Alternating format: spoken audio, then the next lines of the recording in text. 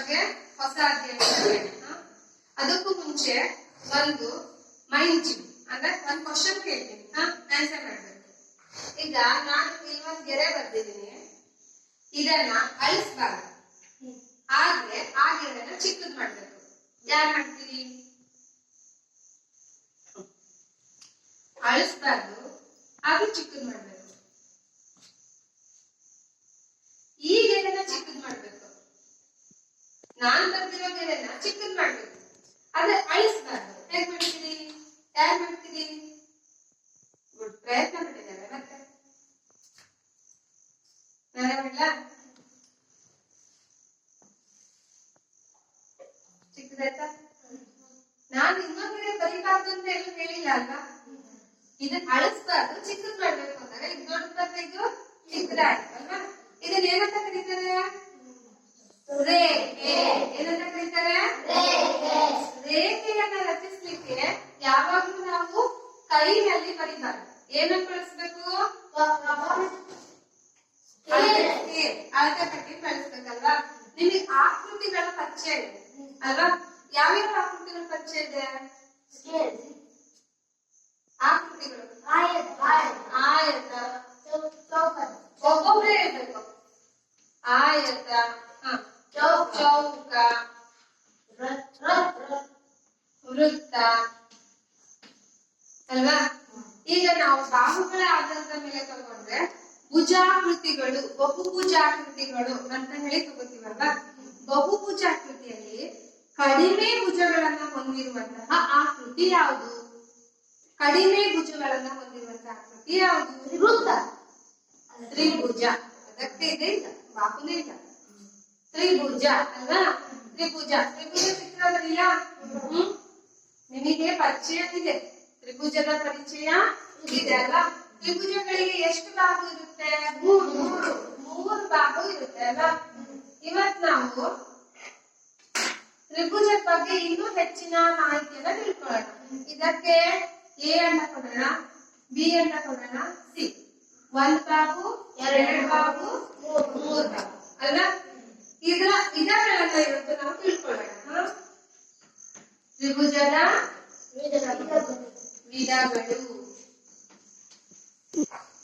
ವಿಧಗಳು ಅಲ್ವಾ? ಈಗ ನಾನು ಮೊದಲೇ ಹೇಳಿದೆ, ಕಡಿಮೆ ಭುಜಗಳನ್ನ ಹೊಂದಿರುವ ಆಕೃತಿಯಲ್ಲಿ ತ್ರಿಭುಜ ಒಂದು ಅಂದ್ರಲ್ವಾ? ಹಾಗಾಗಿ ಇದನ್ನ ಎರಡು ವಿಧಗಳಾಗಿ ವಿಂಗಡಿಸ್ತಾರೆ.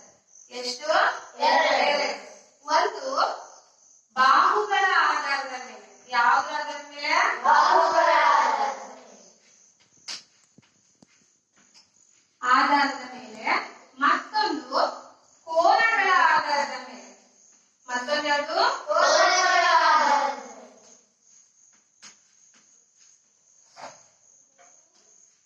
ಆಧಾರದ ಮೇಲೆ, ಬಾಹುಗಳ ಆಧಾರದ ಮೇಲೆ ಎಷ್ಟು ವಿಧಗಳಿದ್ದಾವೆ ಅಂದ್ರೆ ಮೂರು ವಿಧಗಳಿದ್ದಾವೆ. ಎಷ್ಟು ವಿಧ? ಮೂರು ವಿಧಗಳು ಇದ್ದಾವೆ. ಯಾವ್ಯಾವ್ದು ಅಂದ್ರೆ, ನಾ ಫಸ್ಟ್ ಚಿತ್ರ ಬರ್ಕೋತೀನಿ, ಆಮೇಲೆ ಇದನ್ನ ಹೇಳ್ತೀನಿ ಹೆಸರನ್ನ.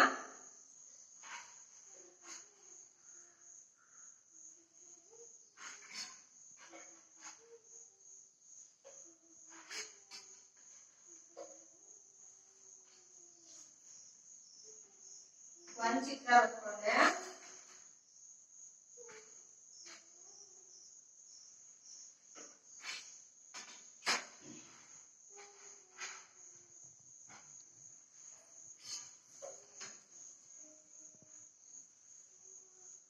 ಎರಡು ಚಿತ್ರ ಬರ್ಕೊಂಡೆ,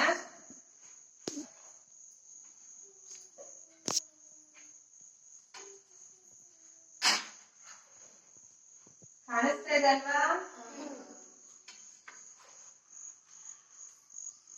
ಮೂರು ಚಿತ್ರ ಬರ್ಕೊಂಡೆ ಅಲ್ವಾ?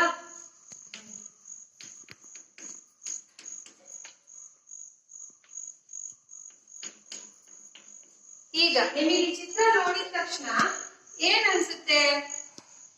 ಇದರ ಎಲ್ಲಾ ಬಾಹುಗಳು ಸಮ ಇದೆ ಅನ್ಸುತ್ತ? ಇಲ್ಲ, ಸಮ ಇದೆಯಾ ಇಲ್ವೋ? ಈ ಬಾಹುಗೆ ಈ ಬಾಹು ಸಮ ಇದೆ, ಈ ಬಾಹುಗೆ ಈ ಬಾಹು ಸಮ ಇದೆ ಅಲ್ವಾ? ಮೂರು ಬಾಹುಗಳು ಏನಾಗಿದ್ದಾವೆ? ಹಾಗಾಗಿ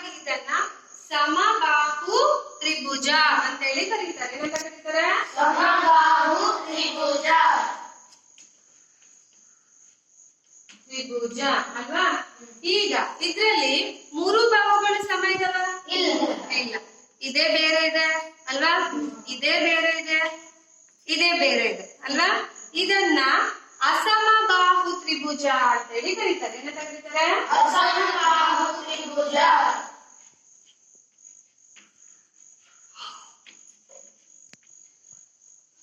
ಇದ್ರಲ್ಲಿ ಮೂರು ಬಾಹುಗಳು ಸಮ ಇದಾವ? ಈ ಎರಡು ಬಾಹುಗಳು ಸಮ ಇದಾವೆ, ಇದು ಬೇರೆ ಇದೆ ಅಲ್ವಾ? ಹಾಗಾಗಿ ಇದನ್ನ ಎರಡು ದ್ವಿ ಅಂದ್ರೆ ಸಮ ದ್ವಿಬಾಹು ತ್ರಿಭುಜ. ಏನು? ಸಮ ದ್ವಿಬಾಹು ತ್ರಿಭುಜ. ತ್ರಿಭುಜ ಅಂತ ಹೇಳಿ ಕರೀತಾರೆ. ಈ ರೀತಿ ಮೂರು ಭಾಗಗಳನ್ನಾಗಿ ಬಾಹುಗಳ ಆಧಾರದ ಮೇಲೆ ಮಾಡಿದ್ದಾರೆ. ಯಾವ್ಯಾವುದು? ಸಮಬಾಹು ತ್ರಿಭುಜ, ಅಸಮಬಾಹು ತ್ರಿಭುಜ, ಸಮ ದ್ವಿಬಾಹು ತ್ರಿಭುಜ. ಗೊತ್ತಾಯ್ತಾ? ಹಾಗಾದ್ರೆ ನಾನು 3 ಚಿತ್ರ ಬರೀತೀನಿ, ನೀವು ಬಂದು ಬರೀಬೇಕು ಯಾವ್ಯಾವ್ದದು ಅಂತ ಹೇಳಿ. ಬರೀತೀರಾ?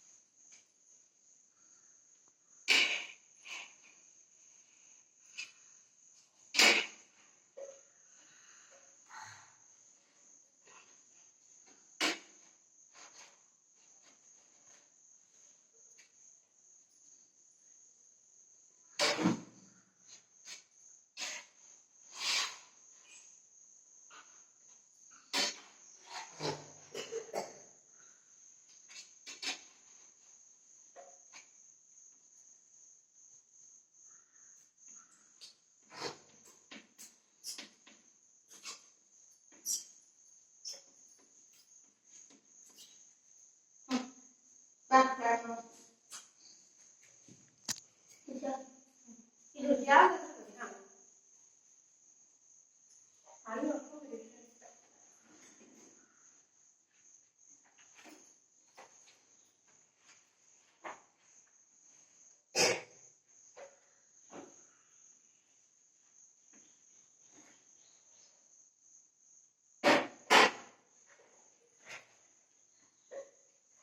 ಸರಿ ಇದೆಯಾ?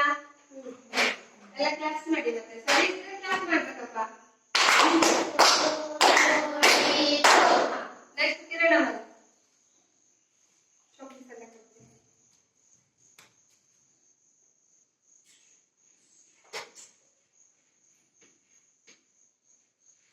ಸಮಬಾಹು ಇದೆ ನೋಡು, ಮೂರು ಬಾಹುಗಳು ಸಮ ಇದ್ದಾವೆ.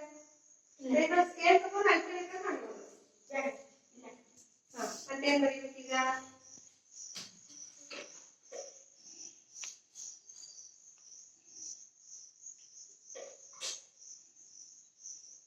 ಮೂರು ಬಾಹುಗಳು ಸಮ ಇಲ್ಲ. ಹೋಗ್ಲಿ, ಎರಡು ಬಾಹುಗಳು ಸಮ ಇದ್ದಾವೆ. ಎರಡು ಬಾಹು ಯಾವ ಬಾಹು? ಅದಕ್ಕೂ ಸಮ ಇದೆ. ಸ್ಕೇಲ್ ತಗೊಂಡೆ ನೋಡೋಣ. ಇನ್ನೊಂದ್ಸಲ ಕನ್ಫರ್ಮ್ ಮಾಡ್ಕೊಳ್ಳುವ. ಇದೆಷ್ಟಿದೆ? 6 ಇದೆ ಹೌದಾ? ಇದೆಷ್ಟಿದೆ? 5 ಇದೆ ಹೌದಾ? ಇದೆಷ್ಟಿದೆ? 4.5 ಇದೆ. ಮೂರು ಸಮ ಇದೆ. ಹಾಗಾದ್ರೆ ಏನು? ಅಸಮಬಾಹು ತ್ರಿಭುಜ. ಗುಡ್.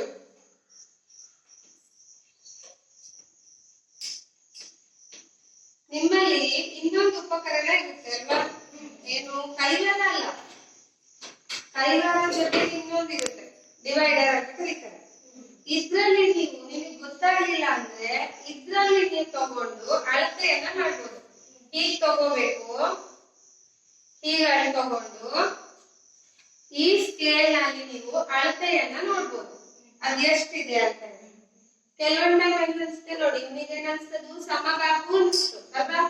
ಆಮೇಲೆ ಸಮದ್ವಿಬಾಹು ಅನಿಸ್ತು. ಅಳತೆ ಮಾಡಿ ನೋಡಿದಾಗ ಏನಿಸ್ತು? ಅಸಮಬಾಹು ಅಲ್ವಾ? ಗೊತ್ತಾಗದೇ ಇದ್ದಾಗ ನೀವು ಇದನ್ನ ಬಳಸ್ಬೋದು, ಇದನ್ನ ಮತ್ತೆ ಇದನ್ನ, ಸ್ಕೇಲ್ ಅನ್ನ ಮತ್ತೆ ಡಿವೈಡರ್ ಅನ್ನ ಬಳಸ್ಬೋದು. ಇದಕ್ಕೂ ತ್ರಿಜ್ಯ ಅಂತ ಕರೀತಾರೆ. ನೆಕ್ಸ್ಟ್, ಹಾಗಾದ್ರೆ ಇದು ಅಶ್ವತ್ಥ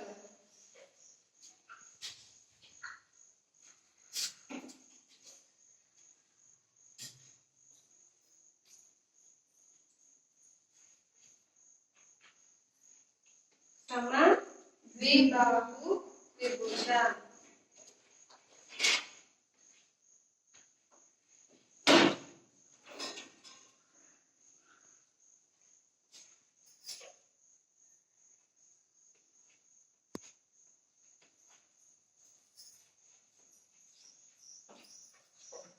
Good.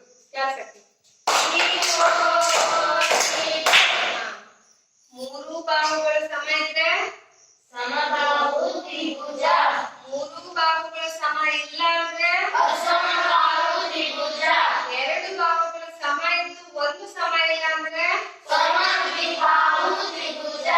ಬಾಹುಗಳ ಆಧಾರದ ಮೇಲೆ ಎಷ್ಟು ವಿಧಗಳಾಗಿ ವಿಂಗಡಿಸಿದರೆ ಮೂರು. ಗೊತ್ತಾಯ್ತಲ್ವಾ? ತ್ರಿಭುಜವನ್ನು ಬಾಹುಗಳ ಆಧಾರದ ಮೇಲೆ ಮೂರು ಭಾಗಗಳಾಗಿ ವಿಂಗಡಿಸಿದ್ದಾರೆ. ಒಂದು ಸಮಬಾಹು ತ್ರಿಭುಜ, ಒಂದು ಅಸಮಬಾಹು ತ್ರಿಭುಜ, ಮತ್ತೊಂದು ಸಮದ್ವಿಬಾಹು ತ್ರಿಭುಜ. ಗೊತ್ತಾಯ್ತಾ? ಈಗ ಕೋನಗಳ ಆಧಾರದ ಮೇಲೆ ತಿಳ್ಕೊಳ್ಳೋಣ. ಕೋನಗಳ ಆಧಾರದ ಮೇಲೆ ಫಸ್ಟ್ ನಾನು ಚಿತ್ರ ಬರೀತೀನಿ, ಆಮೇಲೆ ನಿಮ್ಗೆ ಅದ್ರ ಬಗ್ಗೆ ತಿಳಿಸ್ತೀನಿ.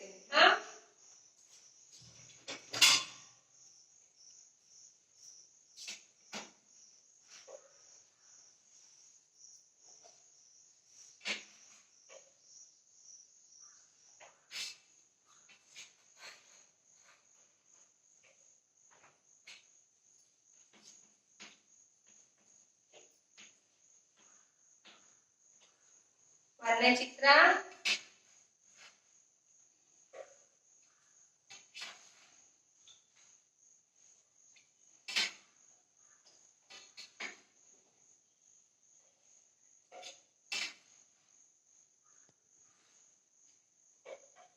ಯಾವಾಗ್ಲೂ ಪೆನ್ಸಿಲ್ ಅನ್ನ ಡಬಲ್ ವೇಟ್ ಮಾಡಬಾರ್ದು. ಸಿಂಗಲ್ ಒಂದೇ ಸಲ ಶಾರ್ಪ್ ಇರ್ಬೇಕು. ಗಣಿತ ಬಳಸ್ಬೇಕಾದ್ರೆ ಯಾವಾಗ್ಲೂ ಶಾರ್ಪ್ ಇರ್ಬೇಕು, ಕಾಣಿಸ್ಲಿ ಬಿಟ್ಟಿ ಒಂದೇ ಸಲ ಎಳಿಬೇಕು. ಎರಡನೇದು ತ್ರಿಭುಜ.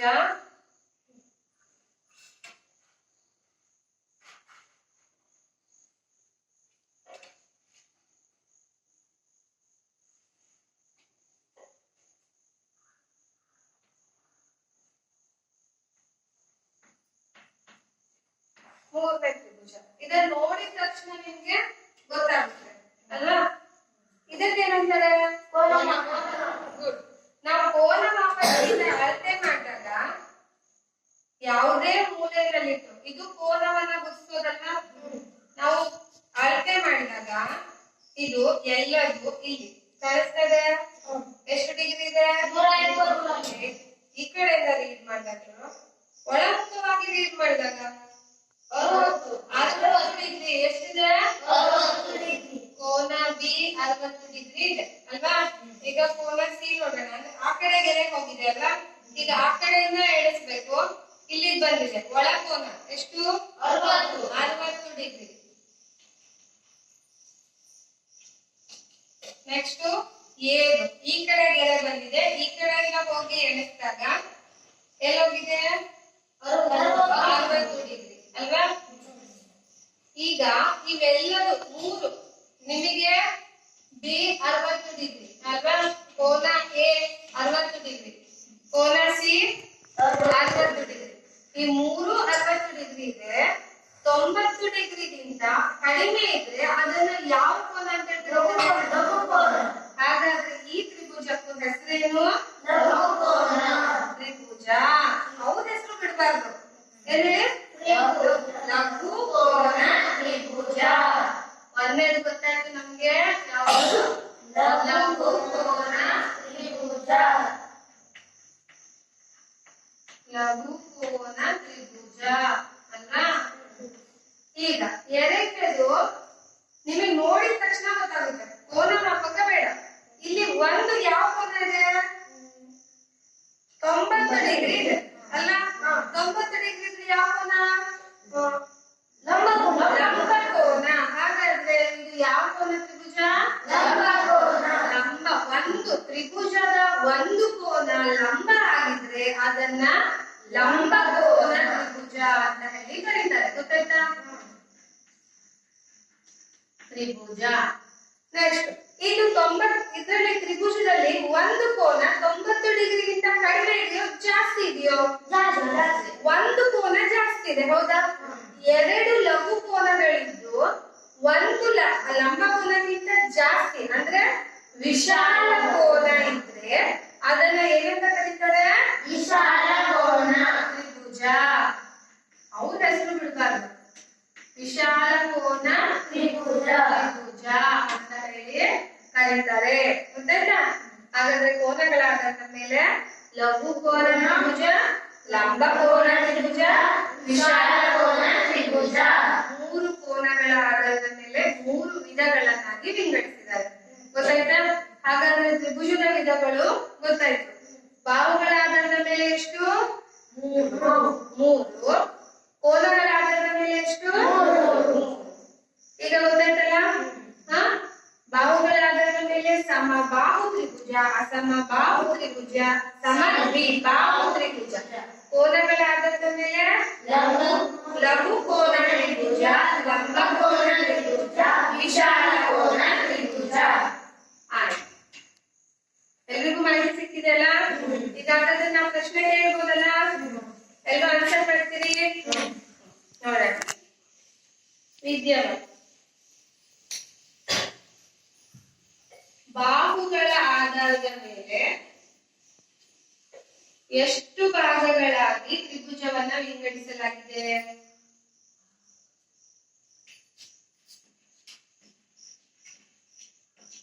ಬಾಹುಗಳ ಆಧಾರದ ತ್ರಿಭುಜದ ವಿಧ ಎಷ್ಟು? ಎಷ್ಟು ವಿಧಗಳಿದ್ದಾವೆ ಬಾಹುಗಳ ಆಧಾರದ ಮೇಲೆ? ಯಾವ್ಯಾವುದು? ಬಾಹುಗಳ ಆಧಾರದ ಮೇಲೆ ಎಷ್ಟು ವಿಧಗಳಾಗಿ ವಿಂಗಡಿಸಿದ್ರು? ಮೂರು ವಿಧಗಳು. ಬರೀ ಮೂರು ವಿಧಗಳು ಅಂತ.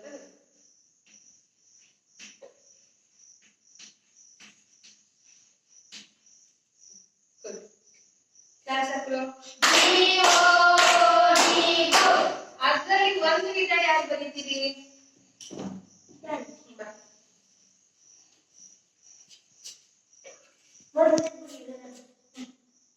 ಯಾವ ನೆನಪಿದೆಯೋ ಅದು.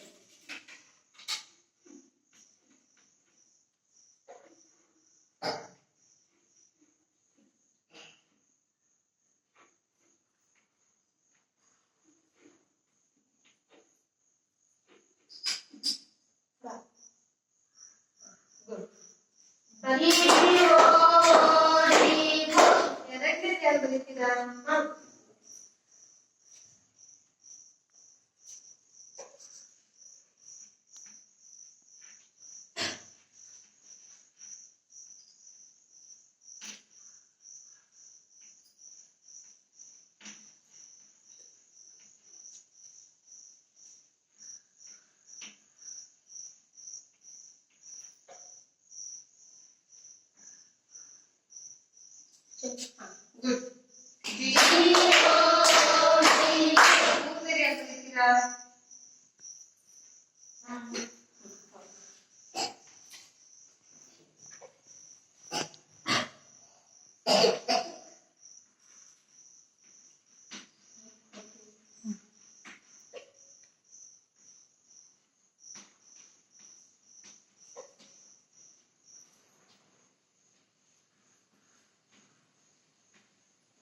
ಗುಡ್. ಕೋನಗಳ ಆಧಾರದ ಮೇಲೆ ತ್ರಿಭುಜವನ್ನ ಎಷ್ಟು ಭಾಗ ಮಾಡಿದ್ದಾರೆ?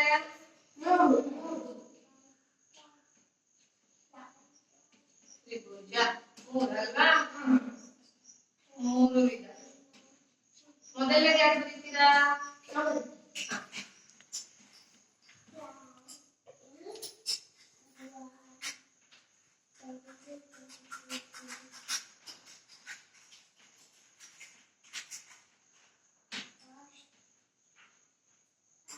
ಲಘು ಕೋನ ತ್ರಿಭುಜ. ಇಲ್ಲ ಕೋನ ಆಗೋಗ್ತದೆ ಅದು.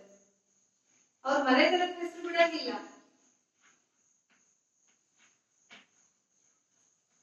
ಗುಡ್.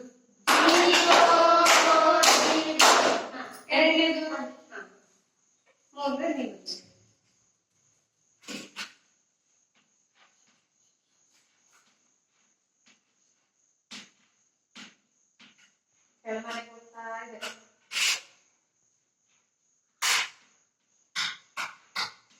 ಕೆಳಮನೆ ಮುಟ್ತು.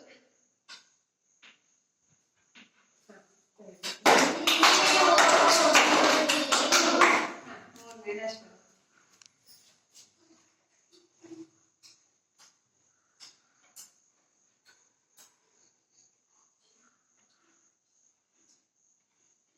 ವಿಶಾಲ ಕೋನ ತ್ರಿಭುಜ. ನಾಳೆ ನೀವು ಇವತ್ತು